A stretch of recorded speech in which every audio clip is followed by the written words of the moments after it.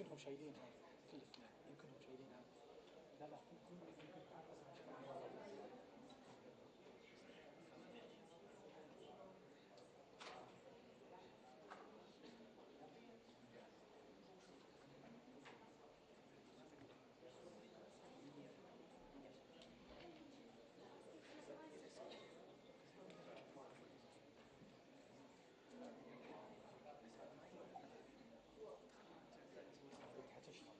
مش اللي يا ريت هو انا الوزير صح؟ السكرتير يا محمد اوكي موجود. تصديق بس مش مشكلة هلا هم جايين يعني.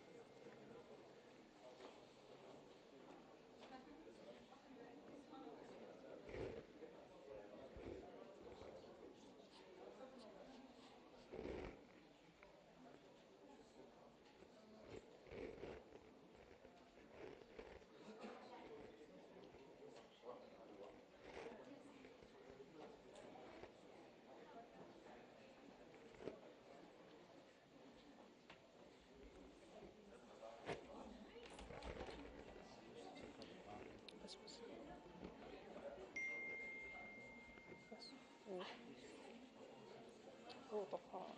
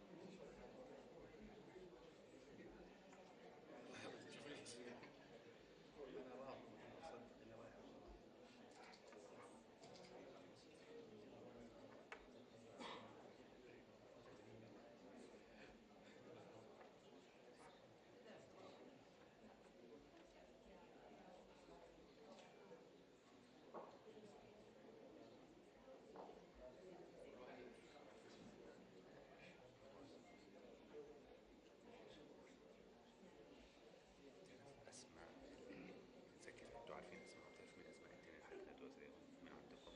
السؤال مروح، احنا عندنا اسمين كونفيرم يكونوا اسم احتياط. هم بس سؤالين كيف يعني؟ احتياط يعني لو انا قلت لها زي ما كانوا ايوه موجود يعني كانوا اوكي. مين هم الكونفيرم اتليست؟ وين الدكتور رامي برا ولا وين؟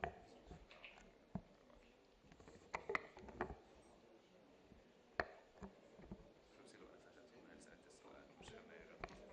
ممكن نحب نفاجئ احنا كمان. انت تقول تسلم. انا سألني نفس السؤال احنا واحد عباقرة بفكر زي بعض.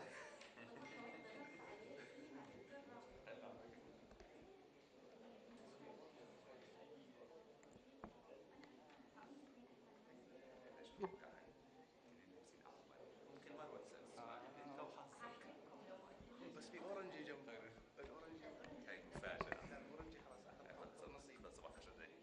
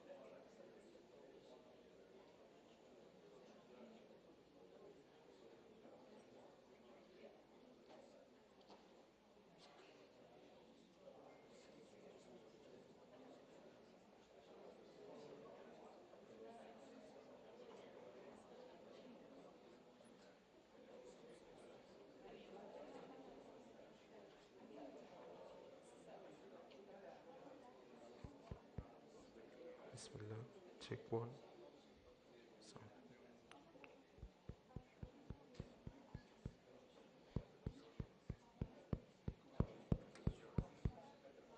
So.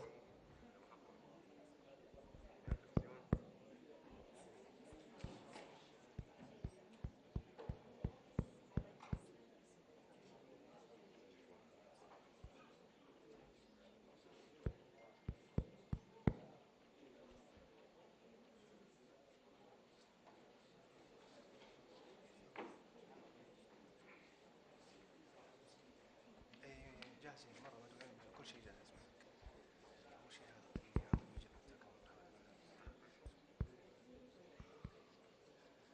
إذا دخل سمو الوزير ولا الآن؟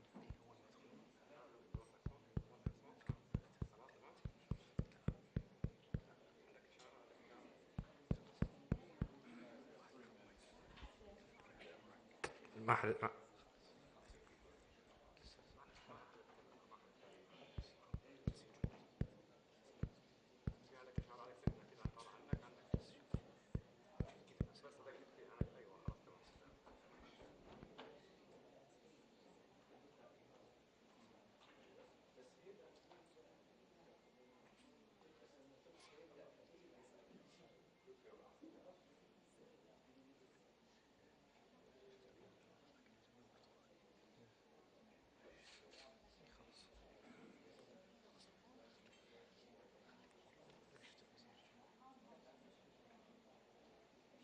إذا شفتها قبل تعال.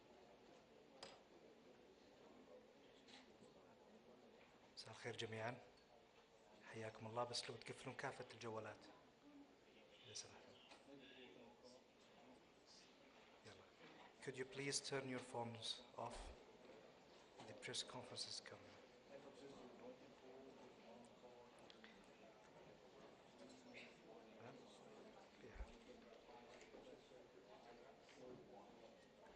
أهلا وسهلا بالجميع، حياكم الله.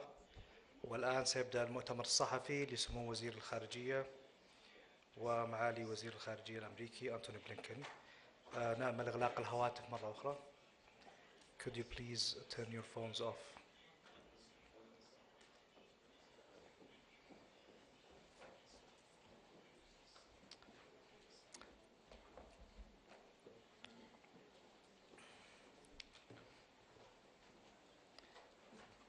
بسم الله. وتبدأ وقائع المؤتمر الصحفي سمو وزير الخارجية الأمير فيصل بن فرحان بن عبد الله.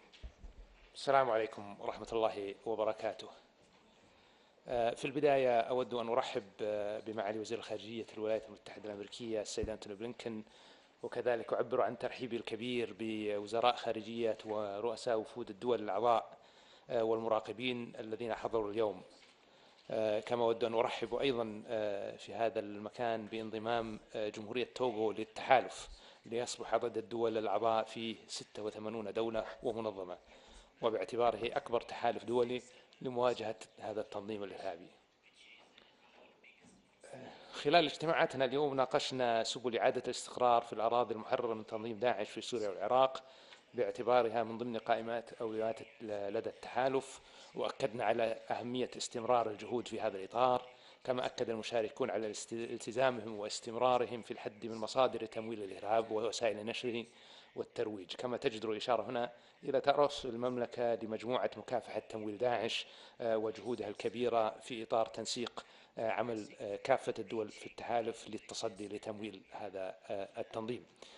كما بحثنا الإجراءات التي يمكن اتباعها لمجابهة الإرهاب والميليشيات المسلحة في غرب أفريقيا ودول الساحل ووسط وجنوب أفريقيا، والتي بدورها تزعزع الأمن والاستقرار في المنطقة، وأن المملكة ستشارك في رئاسة مجموعة تركيز خاصة بأفريقيا، إيمانا من التحالف بأهمية التركيز على هذا التحدي نظرا لما يشكله من يعني مصدر للتهديد ليس فقط لدول الساحل لكن لدول المنطقة أجمع والعالم.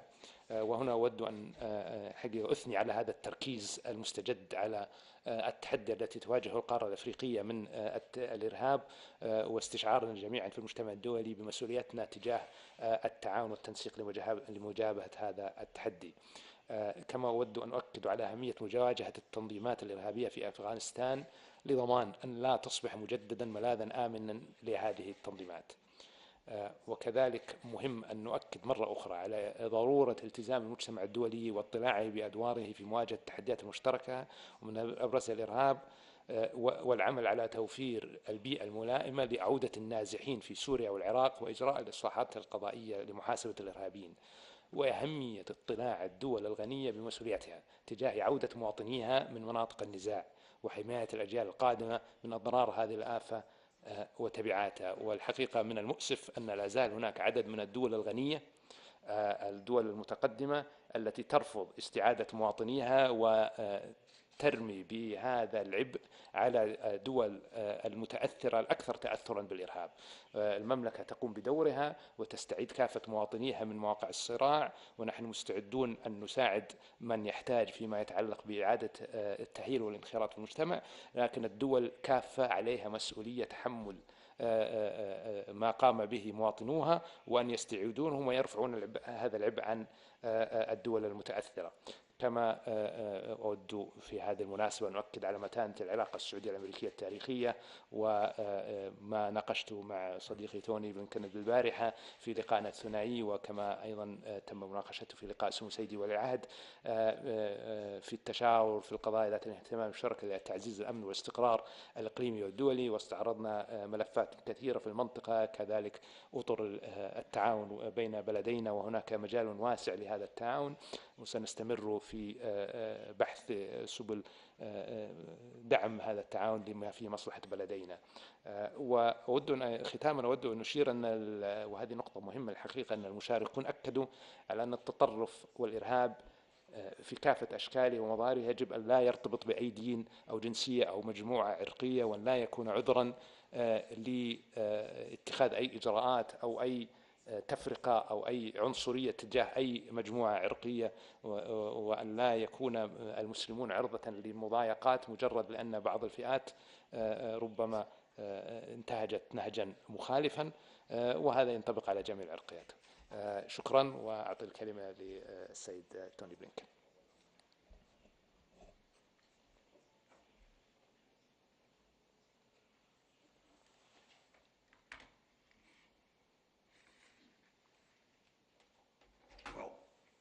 First of all, Foreign Minister Faisal, thank you. Thank you for your hospitality. Thank you for bringing all of our regional and global partners together here in Riyadh. When President Biden traveled to Jeddah last summer, he affirmed the importance of the Middle East to the long-term security and economic interests of the United States. And he made clear that we're committed to continuing and deepening our partnerships in the region. Together, we can drive real progress for all our people, not only to address the challenges or crises of the moment, but to chart an affirmative vision for our shared future. Over the last few days, we have advanced that progress on several fronts, working with our Saudi partners, working with the Gulf Cooperation Council, working today with the Global Coalition to Defeat ISIS. The Foreign Minister and I just finished a productive meeting of the Global Coalition to Counter ISIS. The United States very much appreciates the leadership of Saudi Arabia, not only in hosting this meeting, but for its contributions, constant contributions, and crucial contributions day in, day out to our mission. While our coalition has taken back the territory that ISIS once controlled and inflicted severe losses on its leadership, ISIS nonetheless remains an active threat. The ministerial that we just had focused on several key areas of need. Those include stabilizing areas liberated from ISIS so that the group can't exploit poor security, economic or humanitarian conditions that leave people desperate. And also, as you've heard from the Foreign Minister, repatriating foreign terrorist fighters and their families from Al-Hol and other displaced persons camps. We're also working to keep pace with evolving threats, including ISIS's expanding efforts across sub-Saharan Africa and ISIS Khorasan. Our 86-member coalition leads this ministerial better focused and equipped to continue the mission to eradicate ISIS. The United States and Saudi Arabia, both as bilateral partners and through the GCC, are working closely together to address several other challenges in the region. In Yemen, when President Biden took office, war was raging. The country was experiencing arguably the worst humanitarian crisis in the world. Now, we're working intensively with Saudi Arabia and other partners to further consolidate what has been a 14-month-long truce that we helped to achieve. This was a central issue in my discussions with the Saudi Crown Prince and with the Foreign Minister, and today I had an opportunity as well to meet with Yemen's President al-Alimi to discuss the path forward. Our objectives are a durable ceasefire and an inclusive Yemeni-led process mediated by the UN, one that meets Yemeni's calls for justice, for accountability, for redress for abuses, and ultimately leads to a political resolution of differences in Yemen. Our special envoy, Tim Lenderking, will continue to work with the parties and partners in the region in the days and weeks ahead to resolve issues standing in the way of a lasting peace. The United States and Saudi Arabia, together with the GCC, are also focused on Iran's destabilizing influence in the region, including its support for terrorism and violent militia groups, the seizure of tankers transiting international waters, and nuclear escalation. The United States continues to believe that diplomacy, backed by economic pressure, by deterrence, and by strong defense cooperation, is the best way to counter these dangerous actions. We support efforts by Saudi Arabia to de-escalate tension and stabilize relations. The United States and our Gulf partners are working closely on the crisis in Sudan. Our two countries, the United States and Saudi Arabia, have been leading an intensive diplomatic campaign to get the two sides to agree to and comply with a ceasefire and to allow humanitarian assistance to reach the people of Sudan. We will keep working toward a durable cessation of hostilities and the swift formation of a civilian-led transitional government, together with our partners in the Gulf, in Africa, and with the United Nations. I also discussed with GCC partners increasing our joint efforts to combat illicit synthetic drugs like Captagon, which is having a devastating impact on young people throughout this region, just as fentanyl and other synthetic opioids are doing the same in the United States. This partnership will be an important part of our diplomacy to strengthen global cooperation on the growing challenge posed by illicit synthetic drugs. Alongside my GCC and de-ISIS engagements, I also met with the Ethiopian Deputy Prime Minister Mekonnen to review the ongoing implementation of the November 2 cessation of hostilities agreement. That agreement ended the horrific crisis in Tigray. For peace to endure, the parties must acknowledge the atrocities committed and pursue accountability, together with reconciliation. The United States will continue to partner with Ethiopia as it builds a credible transitional justice process to break the cycle of ethnic and political violence that has gripped Ethiopia and prevented it from reaching its potential for far too long. The U.S. partnership with Saudi Arabia and the Gulf extends far beyond addressing challenges and crises in the region. It is critical to expanding opportunity and driving progress for our people and for people around the world. Through the Partnership for Global Infrastructure and Investment, the United States and Saudi Arabia are working together to deliver quality, sustainable infrastructure to benefit people in low and middle income countries. We're expanding digital connectivity, including by using new mobile telecommunication technology like open, cloud-based radio access networks that are both secure and affordable. We're combating the climate crisis and accelerating the region's clean energy transition through our bilateral partnership framework for advancing clean energy that we signed last summer and that can unlock new solar, green hydrogen, and other renewable energy investments.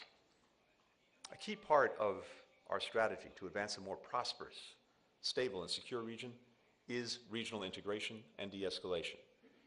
The Gulf is more connected than ever, both as a region and with countries in the broader Middle East, including Israel. The United States will continue to play an integral role in deepening and expanding normalization. As President Biden said in Jeddah, universal rights and freedoms and the protections they bring are a core priority for the United States, and the U.S.-Saudi partnership can be deepened by progress on human rights. That's why we strongly welcome and support historic steps to increase women's participation in public life and the workforce, to expand interfaith tolerance, among other reforms in the country's ambitious modernization agenda. And that's why we'll continue to keep human rights firmly fixed on our bilateral agenda, a point I made clear in our meetings this week. Last week, U.S. and Saudi astronauts returned to Earth after spending 10 days together on a mission to the International Space Station. That mission included Rihanna Barnawi, the first female Arab astronaut to ever go to space. In her first message from space, Rihanna predicted that the future is very bright. To that I say, let's make it so together. Thank you. والآن مع أسئلة الزملاء من وسائل الإعلام. قناة العربية إذا بالإمكان توقف.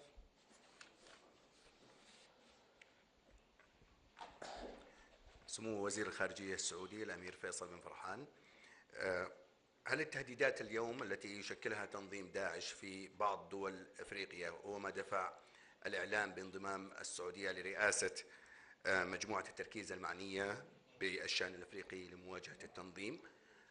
وزير الخارجية الأمريكي أنتوني بلينكن اجتمعت مع ولي العهد السعودي الأمير محمد بن سلمان لساعات، وأيضا أوضحت أو كما وصفت أنه اجتمعت معه لساعات وناقشت معه ملفات كثيرة. هل لنا أن نعرف بالتفصيل عن هذه الملفات وأيضا الملفات التي يرغب بها ولي العهد السعودي مع أمريكا؟ شكرا لك. شكرا هاني. وانضمت المملكة لرئاسة المجموعة الخاصة بأفريقيا إيمانا منا بمسؤوليتنا تجاه الشراكة العميقة التي تملكها المملكة العربية السعودية مع القارة الأفريقية. القارة الأفريقية ننظر لها كمصدر مهم للتعاون والتنسيق، والدول الأفريقية كلها بالمجمل لها علاقة قوية بالمملكة العربية السعودية، ونحن مساهمون أساسيون في التنمية في تلك الدول، ونستشعر بمسؤوليتنا تجاه الحفاظ على ما حصل من تقدم في هذه الدول والتعاون معها والتنسيق فيما يخص مجابهة هذا التهديد الذي يهدد أمن واستقرار القارة كافة، وينعكس حقيقة أيضا على أمن واستقرار المملكة العربية السعودية بحكم الجوار، والمسؤولية مشتركة لمواجهة هذا التحدي، بالذات أن كثير من الدول الأفريقية ينقصها القدرات التقنية والمعرفة في هذا المجال. وكما واجهنا داعش في العراق وسوريا كمجتمع دولي، المسؤولية أيضا أن نواجه التنظيمات الإرهابية في القارة الأفريقية كمجتمع دولي وبالتنسيق والتعاون، وسنعمل على ذلك وسندعم كل الجهود الدولية في هذا الإطار. Really, I can only reiterate what the foreign minister has said. And again, just as a reminder, this coalition that is now 86 countries and organizations strong, by our count, the largest coalition in the world, has had remarkable success since 2014 in taking back the territory that Daesh had seized in Iraq and Syria, in eliminating its senior leadership, and in minimizing the threat. But the threat remains, and beyond that, it is moving to other places, notably to parts of Africa, which is why we've had the focus today and in our coalition on some of the challenges being faced by African partners, notably in the Sahel and in West Africa. So what's notable about the coalition is the fact that it adapts. It's flexible. And even as we keep the focus on Iraq and Syria to make sure that the Daesh threat doesn't reemerge in a meaningful way, we also have to make sure that we're focused on areas where it may be more active. And as we've noted, right now that's in Africa, and that's why we have the focus of this coalition on Africa in full partnership with African countries. Last thing to mention, what is very notable from our discussions today and in all the work that we've been doing on this is the imperative of having a comprehensive approach. Security is a necessary but insufficient element of dealing with the challenge posed by Daesh, and we heard from partner after partner the imperative of dealing with the concerns, the needs of marginalized community, bringing economic opportunity, making sure that there is good governance and a transparent political approach. All of these things are critical to having success against Daesh, preventing it from recruiting and expanding in other places. Yes. The second question to Reuters. Thank you, gentlemen.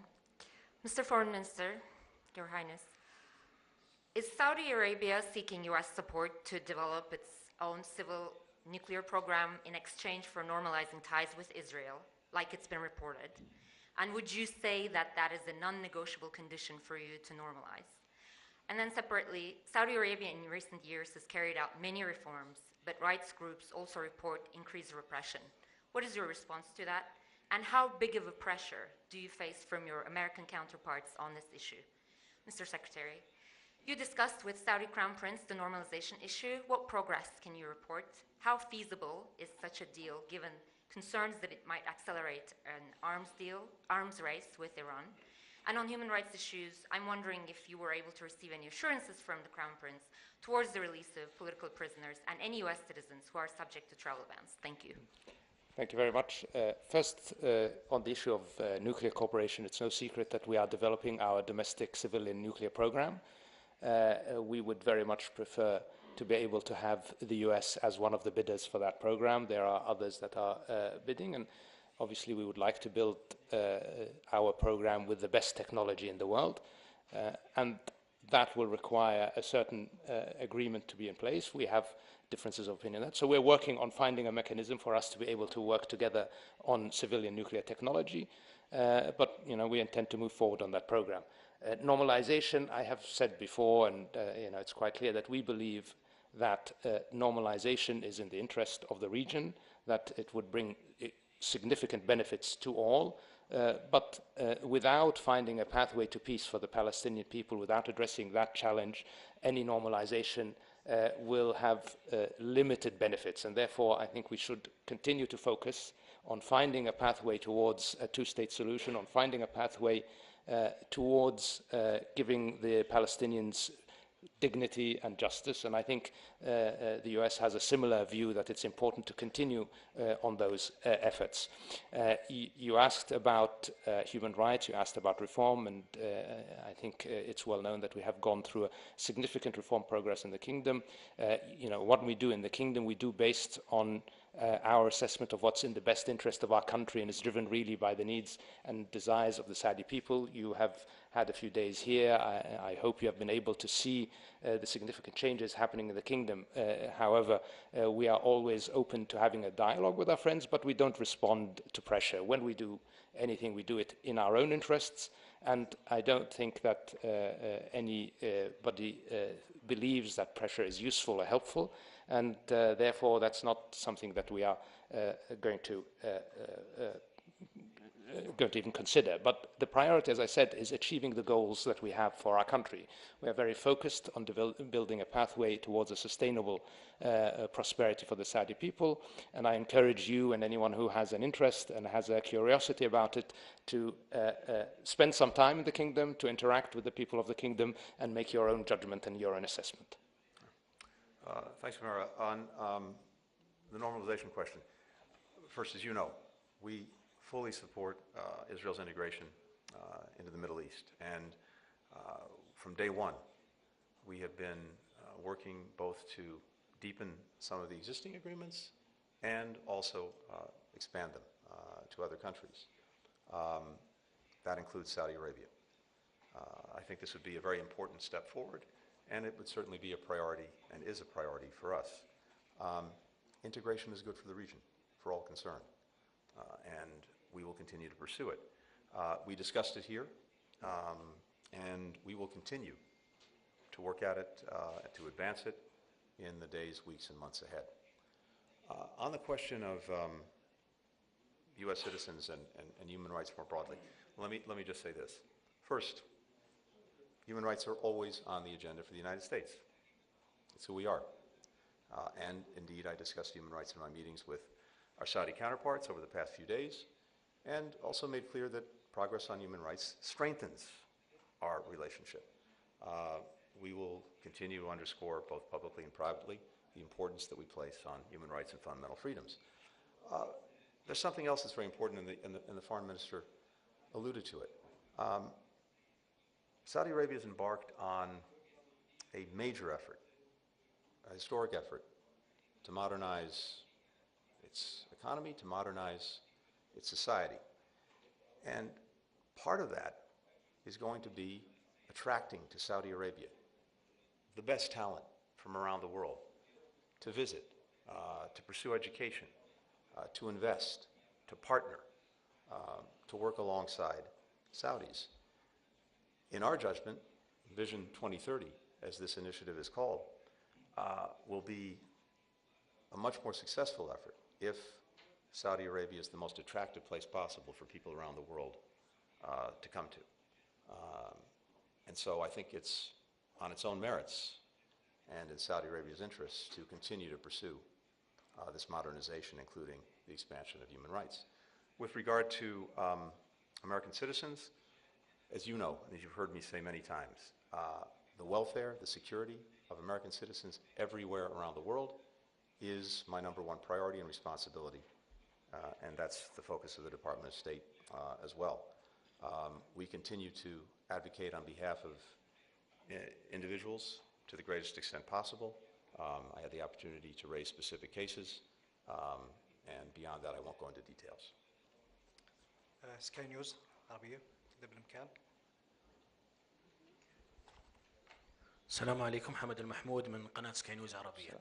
سؤالي الأول موجه لسمو الأمير في الملف السوداني. بعد الجهود السعودية الأمريكية المشتركة والحث على عقد هذه الاتفاقيات التي تمت في جدة، ما القادم من الجهود الدبلوماسية خصوصا مع استمرار الاشتباكات داخل الأراضي السودانية؟ السؤال الآخر لمعالي الوزير بلينكن، قلتم في كلمتكم صباح هذا اليوم بأننا لا نريد أن تصبح أفغانستان ملاذا آمنا للإرهابيين. كيف يمكن أن نوفق بين هذا الكلام وبين الانسحاب الأمريكي من أفغانستان الذي فتح المجال أمام التنظيمات الإرهابية والأعمال الإرهابية؟ آخرها صباح هذا اليوم تفجير في مسجد في أفغانستان نتج عنه 18 وفاة و33 إصابة. شكرا لكم. شكرا. بالنسبة للسودان، أولا أود أن أعبر عن خالص شكري للتعاون الكبير الذي حظينا به من الجانب الأمريكي في المحادثات التي حصلت في جدة للمحاولة للتعامل مع الوضع الإنساني الحرج نتيجة لما حصل من اقتتال داخل السودان. حققنا بعض النجاح، لم يكن نجاحا كاملا لأن الأطراف لم يلتزموا التزاما كاملا، ونستمر في العمل لبحث السبل لرفع المعاناة عن الشعب السوداني عن طريق الوصول إلى تفاهمات معينة مع الأطراف.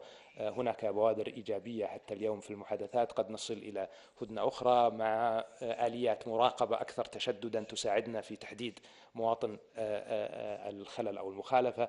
إن حصل ذلك وإن التزم الأطراف سيكون ذلك بصيص أمل جديد لإخواننا في السودان. وهنا أوجه كلامي مرة أخرى إلى الأشقاء في السودان كافة أن الدم السوداني غالي، وأن لا بد أن نعمل جميعا على معالجة هذه الأزمة بالحوار بعيدا عن السلاح، لأن السلاح لا يحل شيء ولن يفضي إلى نتيجة سواء مزيد من الدمار ومزيد من الأبرياء يسقطون.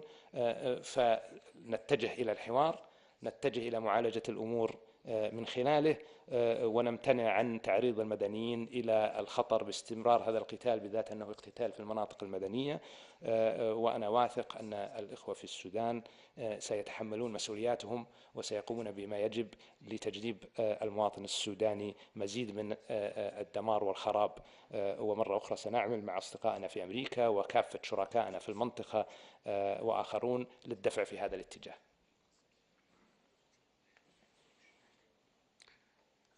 Thank you. With regard to Afghanistan, we've made clear and we've demonstrated since ending America's longest war that we would continue to be focused on our core national security interest in preventing a resurgence of terrorism emanating from Afghanistan and, if necessary, taking action to deal with it. I think we've demonstrated quite clearly in recent months our ability to do just that, including eliminating a senior leader of al-Qaeda who was resident in Afghanistan. In addition, we're working with partners, with neighbors, to strengthen the capacity to deal with any terrorism that may be located in Afghanistan and emanating from there. At the same time, of course, the Taliban is an implacable enemy of ISIS Khorasan and is itself taking action against that group. But regardless of that, we've been very clear, and as I said, we've demonstrated our ongoing, enduring capacity to take necessary actions to protect our security against any terrorism that may be emanating from Afghanistan. إن سمحتم ناخذ آخر سؤال في المونيتور, please. Mr. Foreign Minister, has America's reduced military footprint in the region created opportunities for China to forge deeper relationships with Saudi Arabia and others? And second, the critics of Syria's regional reintegration say Bashar al-Assad has done nothing to merit it. Did Saudi Arabia set any conditions in exchange for Syria's return to the Arab fold? And Mr. Secretary, do you fear that China is seen as a more reliable partner in the region than the U.S.? And on Syria, the U.S. has asked countries who normalize to get something in exchange from Assad for their re-engagement. Do you have any evidence that normalization has yet resulted in any meaningful concessions? So China is the world's second largest economy. China is our largest trading partner, so naturally there is a lot of interaction and intersection with China. China is an important partner for the kingdom and most countries in the region, and I think that partnership has given us and China significant benefits, and that cooperation is likely to grow just because of China's economic impact in the region and beyond is likely to grow as its economy continues to grow. But we still have a robust security partnership with the US. That security partnership is refreshed on an almost daily basis. We have military exercises that are almost constantly going on, so we have cooperation, intelligence sharing, etc. As we see in the effort in Sudan, as we see in what we're doing together in Yemen, the partnership with the US remains robust and strong, especially in those areas. So I don't ascribe to this zero-sum game. I think we are all capable of having multiple partnerships and multiple engagements, and the US does the same in many instances. So I'm not caught up in this really negative view of this. I think we can, and we can actually build a partnership that crosses these borders. I think I've heard statements also from the US about a desire to find pathways to better cooperation, even with China. So I think we can only encourage that because we see the future in cooperation, we see the future in collaboration, and that means between everybody. On Syria, it's very important that we understand the context. The context is that the status quo was not working and was generating an ever-increasing burden on countries of the region and on the people of Syria. Regardless of what one thinks about Bashar al-Assad, the only pathway to resolving the humanitarian challenges that we face in the aftermath of the Syrian crisis is to find a pathway to addressing the main issues, and from our perspective, the humanitarian are the main concern. How do we ensure that there is a safe pathway for refugees to return? How do we ensure that there is some political reconciliation? How do we address the issue of drugs? All of these things require a dialogue with Damascus. And you will have seen the statement issued after our meeting in Amman, which we held before the return to the Arab League, in which Syria made very clear commitments on all of those fronts to work with us to address them in a way that meets the expectations, not just of us in the region, but of the international community. And we are now going to pursue those commitments made by Damascus. In the end, we have to think about the humanitarian issue. We have to think about the people of Syria and how do we alleviate the situation that they're living in. And we believe that this is the best pathway forward. The other efforts that had been ongoing had shown no progress for many years and only increased the difficulty of the situation. I mean, if you look at Lebanon, which is already in a very, very difficult economic situation, they cannot carry this burden of 2 million Syrian refugees for much longer. And in order to avoid a situation where they are at risk, we need to find a way for them to return safely. So we believe that this path can deliver results where others have not.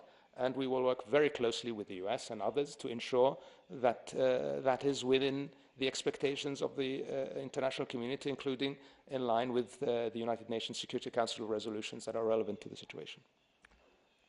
So with regard to China, I would give almost the identical answer to the foreign minister. First, our engagement in the region, our partnerships in the region, our work in the region is not about any other country.